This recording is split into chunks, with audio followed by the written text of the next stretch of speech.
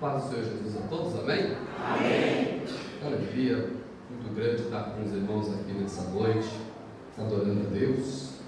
Deus abençoe o nosso pastor, nos permite estar ministrando nesse lugar. O irmão César nos fez o convite e quero dizer aos irmãos que a presença de Deus já está nesse lugar. Amém.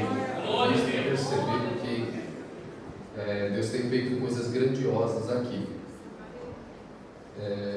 Está sobre nós a responsabilidade de trazer a palavra com um tema bastante difícil para mim. Falar sobre o culto que Deus não recebe não é tão simples assim como se parece, mas quero trazer ao coração dos irmãos aquilo que Deus colocou no meu coração, não como título de advertência ou repreensão, mas a título de conscientização, porque é notável que a presença de Deus já está nesse lugar e que Ele tem recebido o seu culto. Amém. Aliás, desde sexta-feira, né? Sexta, quinta, né? Eu tenho acompanhado pela internet, né? Para poder me engajar também, né? Está no mesmo propósito. Mensagem do nosso pastor Elias Soares, que trouxe aqui, foi tremenda. Assisti ela todinha e vi que o negócio foi bênção, viu, irmãos? Quem esteve aqui na quinta-feira saiu daqui abençoado. Na sexta-feira, ontem, né? Também uma bênção. O pastor que trouxe a mensagem. Eu assisti agora vindo para cá e vi que Deus também fez coisas grandiosas. Eu peço que você que está aí esteja em oração pela minha vida, para que Deus faça coisas grandiosas também nessa noite, em nome de Jesus. Amém? Amém. Oh, glória. Romanos capítulo 12, o pastor já leu, mas eu quero novamente ler com os irmãos, sem perda de tempo. Prometo que eu vou ser bem objetivo aqui. Capítulo 12 de Romanos e o verso de número 1 e 2 somente. Glória a Jesus.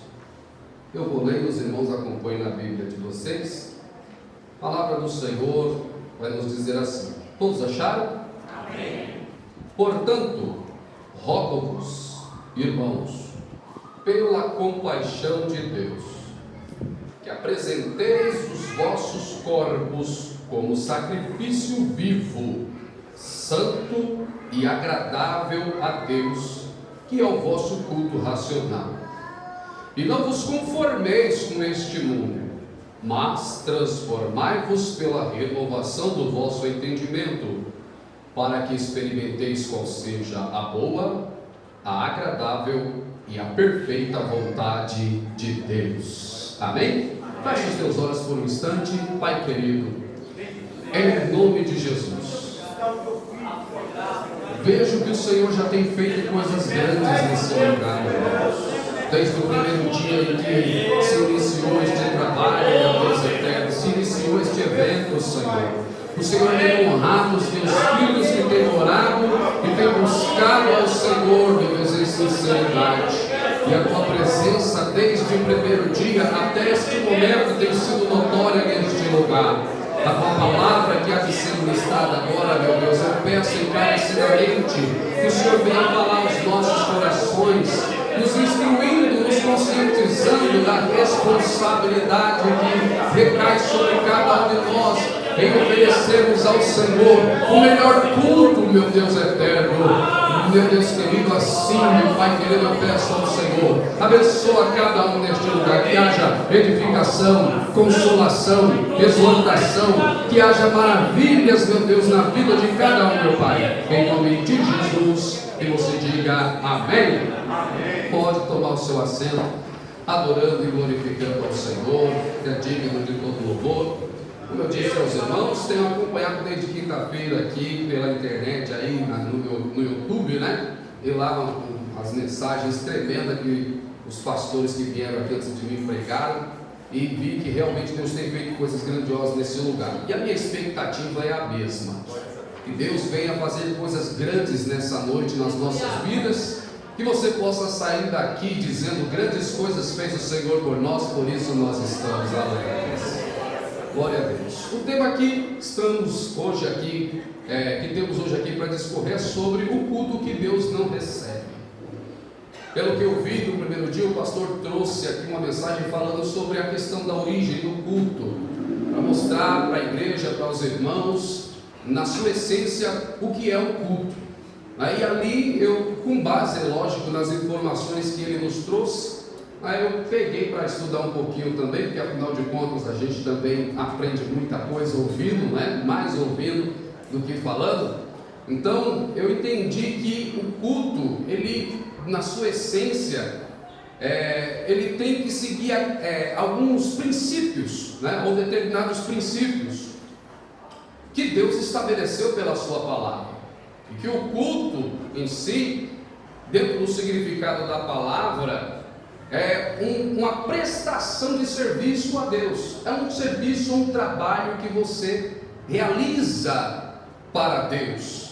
Porém, é um trabalho que você realiza para Deus em resposta a uma ordem que Deus determinou, a uma palavra que Deus determinou. Não é simplesmente um serviço que eu faço para Deus, mas é um serviço que eu faço para Deus em resposta à sua ordem, à sua palavra. Então, uma coisa importante deve ser pontuada aqui é que se Deus não mandou eu fazer, então eu não devo fazer. Se Deus não estabeleceu algo para que eu faça, então eu não devo fazer, porque o culto, na sua essência, ele deve seguir esse princípio. E que princípio é esse? O da obediência. O princípio da obediência. Só para vocês terem uma ideia, uma vez o apóstolo Paulo, ele quis ir pregar em uma determinada cidade, e o Espírito Santo disse para ele: olha, aqui você não vai pregar. Você não vai pregar aí.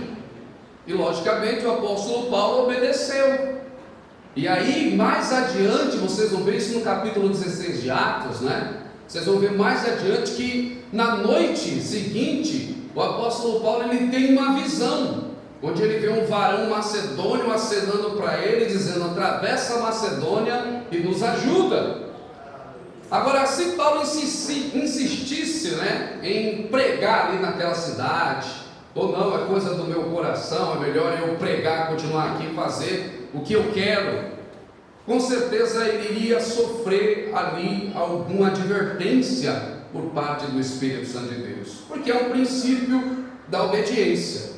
Então, se Deus não mandou fazer, se Deus não estabeleceu para que se faça, então nós não devemos fazer. Não devemos desobedecer a ordem de Deus, porque é melhor obedecer do que? Melhor obedecer do que? Então, o culto, ele é, na sua essência, um serviço que eu faço para Deus, né? Que eu faço para Deus, em resposta à sua ordem, à sua palavra de ordem, ao seu mandamento. Então, dito isso, irmãos, qual é o culto que Deus não recebe? Qual é o culto que Deus não recebe? E eu separei aqui alguns detalhes, algumas coisas interessantes, né, em relação a esse tipo de culto que Deus não recebe. Não a título aqui de advertir, até porque também eu não te conheço, eu não sei como é que está a sua vida, mas para grande parte aqui, que eu percebi desde o momento que eu entrei, vai servir como conscientização, a título de conscientização, porque como eu já disse a vocês, desde o momento que eu entrei aqui, foi notável que a presença de Deus está nesse lugar, e pelo olhar, pelo que eu vi aqui no rosto de alguns irmãos, estão de fato oferecendo a Deus um culto de louvor e adoração a Ele. Agora, qual que é o culto que Deus não recebe? Qual é o culto que Deus não recebe? O culto que Deus não recebe, em primeiro lugar, é aquele culto que não está em conformidade com a sua palavra. Como eu já disse a vocês, o serviço ou culto, né, dentro do sentido da palavra, né, é o serviço que você presta a Deus, em resposta à ordem do Senhor, à palavra do Senhor. Então, logo, o culto que Deus não recebe é um culto que não está em conformidade com a sua palavra. E a exemplo disso, nós temos aqui alguns personagens que eles não corresponderam à ordem de Deus, ou melhor, eles ultrapassaram já a ordem, ou a ordem que já havia sido estabelecida, e queriam fazer alguma coisa, e o resultado do que eles fizeram foi muito triste, desastroso. O primeiro personagem que nós vamos ver aqui está no livro de Levíticos, capítulo 10. Quem é eles? Nadab e Abiú. Nadab e Abiú, a Bíblia diz que eles foram oferecer fogo estranho diante do altar do Senhor. Eles pegaram o incensário, cada um deles pegou seu incensário e colocou fogo. E quando foram oferecer diante de Deus, saiu fogo de diante do Senhor e consumiu ou matou Nadab e Abiú diante do altar do Senhor. Pelo que Arão ficou triste, ficou angustiado. Agora preste bastante atenção, porque eu já vi muitos discorrerem sobre esse texto, questionando a respeito que tipo de fogo era aquele que Nadab e Abiú ofereceu diante de Deus. Mas o fato é que a questão não gira em torno do fogo que eles estavam oferecendo ali, queimando o incenso diante do altar do Senhor. Se vocês forem lá nos versículos lá do capítulo de número 10 do livro de Levíticos, vocês vão ver que o que levou eles a morrerem instantaneamente ao oferecer sacrifício, ou melhor, a oferecer fogo estranho diante do Senhor, foi o fato de que Deus não havia dado a ordem. Deus não havia dado ordem alguma para que eles fizessem o que eles fizeram. Senão, vamos confirmar aqui, a palavra do Senhor vai nos dizer, aqui no versículo de número 1, na última parte do verso, dizendo assim: o que ele não lhes ordenara. Então Nadab e Abiú, eles vão oferecer sacrifício, ou melhor, vão oferecer incenso diante do altar do incenso, vão colocar ali fogo no incensário, sem que Deus houvesse, ou sem que Deus desse a ele a ordem. Então o culto, ele não é culto quando não está em conformidade com a palavra do Senhor. Quando nós realizamos o que realizamos, quando nós fazemos o que fazemos, num ambiente como esse, se não for por ordem de Deus, se não for pela palavra de Deus, estamos fazendo um trabalho vão. Aleluia. Deus não havia ordenado e eles pegaram o incensário. Só que olha só, eu penso que eles foram da empolgação. Por quê? Porque se vocês forem ver o capítulo anterior, vocês vão ver que Arão está oferecendo sacrifício. Arão está oferecendo lá os sacrifícios, os holocaustos, e está um culto maravilhoso. Está uma bênção culto. Arão está lá oferecendo sacrifício, Moisés está ali também dando suporte, auxiliando. Os sacerdotes estão ali. Aí os filhos de Arão vão lá, sem que Deus houvesse dado a ordem, pegam o incensário, não era o momento ainda, mas pegam o incensário e vão oferecer o incenso ali diante do altar do incenso e põem fogo. Ou seja, Deus não havia dado a ordem para aqueles dois, até porque o único que poderia queimar incenso neste momento era só o sumo sacerdote. E até então Nadab e Abiú não eram sumo sacerdote, porque Arão é que era o sumo sacerdote nesses dias. Então, além deles não obedecerem ou não seguirem os parâmetros estabelecidos por Deus na sua palavra, eles queriam fazer algo que não era da competência deles fazerem. Então, qual é o culto que Deus não recebe? O que não está, ou o culto que não está em conformidade com a palavra do Senhor. Um outro personagem, esse também é bem interessante, está lá no capítulo 13 de 1 Samuel.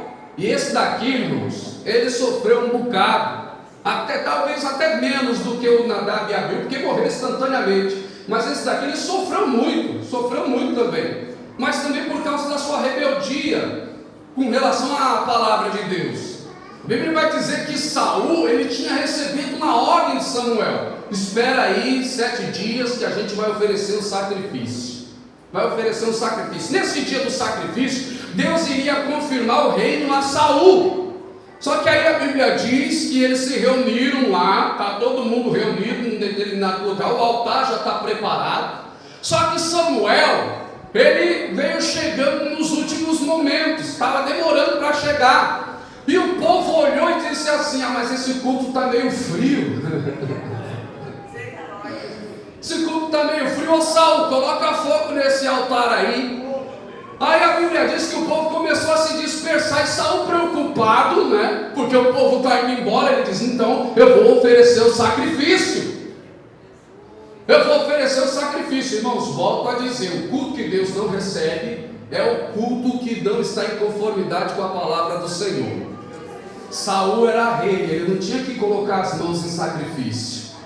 Mas um que quer fazer algo que não é da competência dele fazer, porque Deus não estabeleceu sobre ele fazer o que ele estava fazendo. E ele, desesperado porque o povo estava indo embora, ele foi lá e fez o sacrifício. E quando ele terminou de fazer o sacrifício, Samuel chega: começou o culto sem eu determinar, sem mim. Começou o culto sem mim. Aí Saul falou: é porque o povo estava indo embora, eu achei que podia e aí eu fiz. Aí Samuel falou: hoje Deus ia confirmar o reino nas suas mãos, mas porque você não obedeceu a palavra de Deus, fez o que não é para você fazer. Aleluia.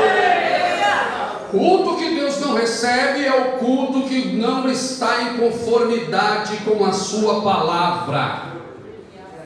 Então é muito importante, irmãos, termos consciência disso, lembrando que quando eu falo culto, entenda que é tudo que você faz para Deus.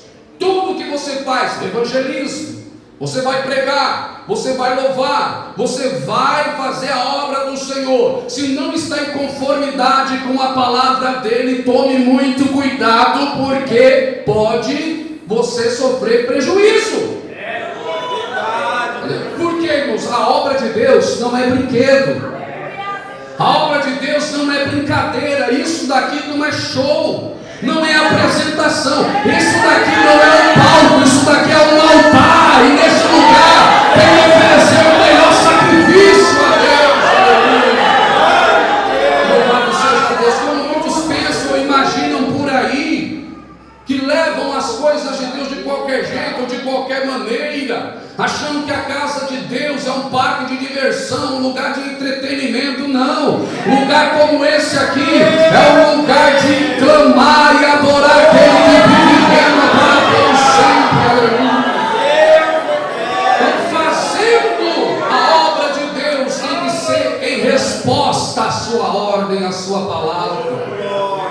Um outro exemplo de alguém que fez o que não era para fazer, porque Deus não havia dado a ordem, foi o rei Uzias. Rei Uzias, lá em 2 Crônicas 26, verso 16, diz que ele vai todo cheio de si, porque é lógico, vamos reconhecer, ele já havia feito coisas grandiosas para Deus, na obra de Deus.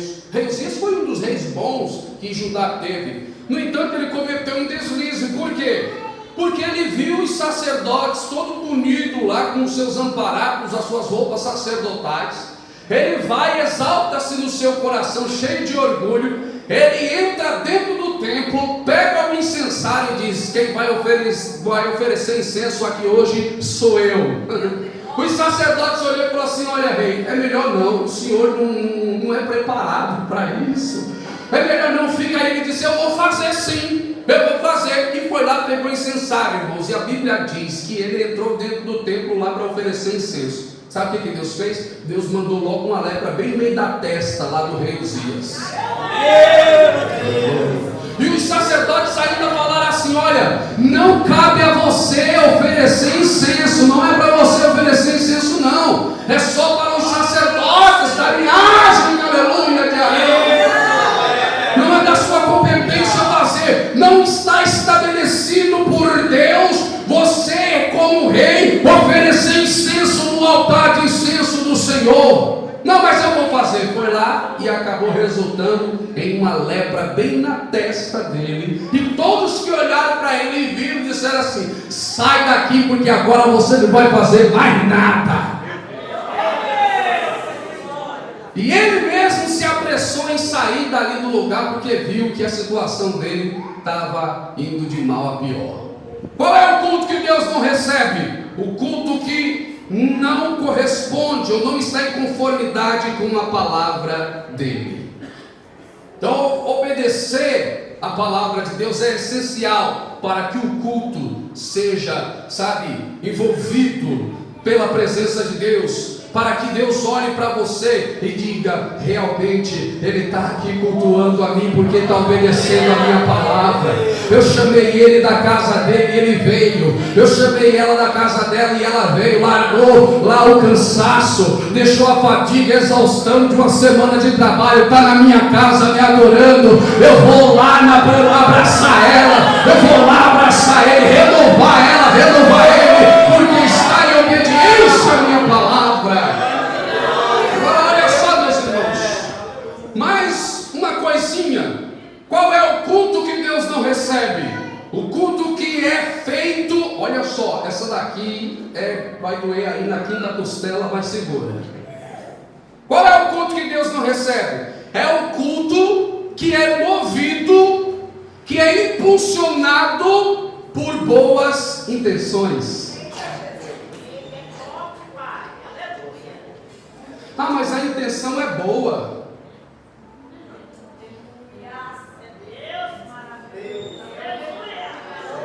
Eu sei que talvez vai ser difícil de engolir para alguns aí, mas você vai ter que engolir essa e sair daqui dando glória.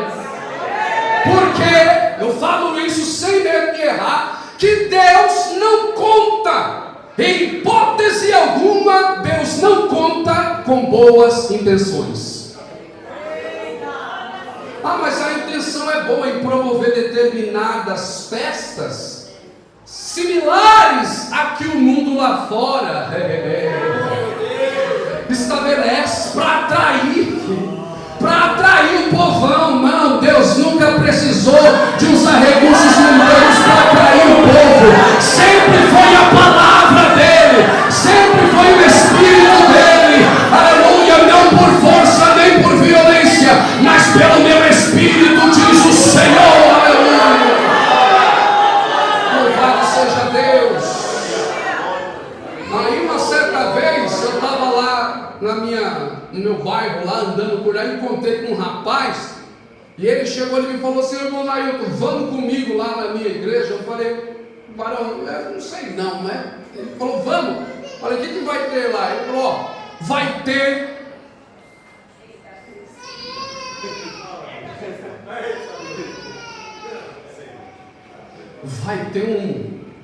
uma agita galera lá.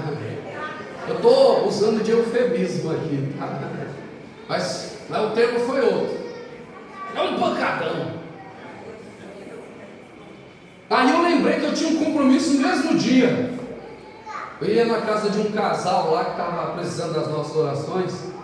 Aí eu lembrei, eu falei: ô varão, me perdoa, não vai dar para eu ir, eu tenho um compromisso no mesmo dia. Ele: não, mas vai ter lá um jogo de luzes, uma fumaça, vai ter uns flashes lá. Falei: rapaz, eu saí dali pensando, a única fumaça, a única nuvem que eu quero que me envolva é aquela mesma que estava lá no Monte da Transfiguração, quando os discípulos estavam com Jesus ali. O único flash que eu quero ver é aqueles que estavam lá relampejando no Monte Sinai, quando Moisés e todo o povo estavam diante de Deus em adoração. Eu lá quero saber de agir da galera. Aí ele falou assim: é para atrair a juventude, para atrair os jovens. Irmão, coisa nenhuma. Quando a palavra vem ao coração, seja lá de quem for, seja de jovens, seja de pessoas de mais idade, seja de criança, ela entra, vai na alma, traz a pessoa à presença do Senhor. Em nome de Deus é glorificado. Aleluia. Louvado seja Deus. Aí alguém poderia dizer: ah, mas a intenção é boa. Deus não conta com boas intenções. Diga aí, Senhor, com bom som: Deus não conta com boas intenções. Vai lá. A intenção pode ser boa, mas Deus não quer saber de boas intenções. Se não, vejamos capítulo de número 15 de 1 Samuel. Está lá o abençoado de Saul novamente. E ele vai Deus havia dado uma ordem: Saul vai lá e acaba com Amaleque, com os amalequitas, né? Irmãos, e olha só, olha aqui para mim rapidinho, olha só, essa promessa Deus já havia feito há muitos anos. Capítulo de número 17 do livro de Êxodo, Deus jurou por si mesmo que ele riscaria o nome de Amaleque da face da terra. Aí o tempo vai passando, o reino se constitui, né, começando com Saul, e Saul já reinando recebe a ordem de Deus. Vai lá na terra dos amalequitas e acaba com tudo lá. Tudo, não deixa viver nada. A Bíblia diz que Saul foi. Foi ou não foi? Chegando lá, o que Saul faz? Ele mata ao fio da espada tudo que era desprezível aos seus olhos. Deixa o rei Agag vivo, e isso refletiu posteriormente, lá nos dias de Esther, né? Uma grande dificuldade, porque veio Amã, que era agagita, da linhagem de Agag, para perseguir o povo judeu. Mas enfim, aqui no caso de Saul, ele deixou o rei Agag vivo. E a Bíblia diz que além de um rei Agag, ele deixou os melhores bois, as melhores ovelhas. Eita, olha que coisa boa, hein? Fazer um churrascão, né? Coisa maravilhosa. Olha, tudo do bom e do melhor. Aí ele está lá todo feliz, né? Porque ele havia, na verdade, né, surpreendido a Deus, né? Deus deu uma ordem, mata tudo. Ele: não, eu vou fazer melhor, eu vou deixar vivo o melhor dos animais para oferecer em sacrifício a Deus. Quando ele assim estava, né, matutando, pensando, chega Samuel lá. Samuel está lá andando nas proximidades, ouve o barulho e falou, e vê Agag junto com o rei Saul. Falou: meu filho, o que está acontecendo aqui? Ah, Samuel, você não sabe, você havia dito para, né, que Deus falou que era para eu ir lá matar todo mundo da terra dos amalequitas. Só que o que eu fiz? Fiz aliança com os parceiros aqui, parceiro, parça, tá aqui, paz agora, não é mais um negócio de guerra, não, chega de guerra, né? Deixa o camarada aqui vivo, tá aqui bonitinho. Aí Samuel se enfureceu, pegou da espada e mata Agag na frente de Saul. Saul arregala os olhos desse tamanho. O que está acontecendo, Samuel? Samuel olha e fala assim: e esses animais? Ah, não, Samuel, é para oferecer para Deus em sacrifício os melhores animais lá da terra dos amalequitas. Aí, irmãos, Samuel fala para Saul: porventura Deus tem prazer em sacrifícios do que em que se lhe obedeça a sua palavra? Melhor é obedecer do que sacrificar. Aleluia. Aleluia. Aí alguém poderia dizer: mas Samuel, a intenção de Saul é boa, a intenção dele é oferecer o melhor para Deus. Não existe melhor para Deus quando não está quando está em desacordo com a palavra dele. Não existe essa de melhor para Deus quando as coisas fogem dos parâmetros estabelecidos por Deus. Mas o melhor sacrifício não é o melhor, nem também é as melhores coisas. Só é melhor mesmo quando segue os parâmetros estabelecidos pela palavra de Deus. Alguém poderia dizer: Saul está com a boa intenção, Samuel. Se fosse hoje em dia, diria: Deus não conta com boas intenções. O culto que Deus não recebe é um culto cheio de boas intenções. Ah, mas ele está aqui com boas intenções. Ele não se preparou. Ele não se preparou para louvar, não se preparou para cantar, não se preparou para presidir, não se preparou para dirigir, não se preparou para isso. Mas a intenção dele é boa, coisa nenhuma. Se você quer fazer, faça, mas faça conforme a palavra de Deus. Aleluia. Deus não conta com boas intenções. O culto que Deus não recebe é esse tipo de culto aí, irmãos. É esse tipo de culto onde muitos acham que as boas intenções Deus leva em consideração. Mais do que a palavra dele, coisa nenhuma. Pode servir para a administração, né, da igreja, pode servir para o irmão, para a irmã, mas para Deus não. O negócio é obediência à sua palavra, conforme os seus parâmetros, conforme o seu padrão. Agora,